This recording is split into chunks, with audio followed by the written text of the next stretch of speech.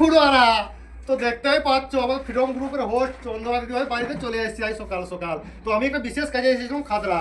তো একলা আসতে কেমন লাগছিল, তো তার সাথে আমি সঙ্গ করেছিলাম পুরান দাদা ভাইকে। তো আমি জানতাম যে আমাদের ফ্রিডম গ্রুপের হোস্ট চন্দ্রমা দিদিভাইয়ের বাড়ি খাতড়াতে।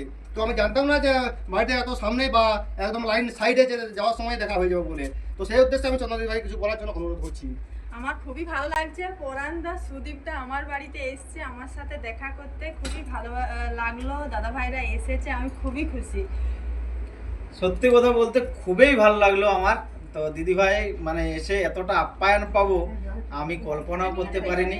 হ্যাঁ, অনেক মানুষের মানে মনের দিক থেকে অনেক ভালো, উপর দিকটা খুব ভালো লাগে কিন্তু ভিতরে কিন্তু অনেক অ্যাটিটিউড থাকে।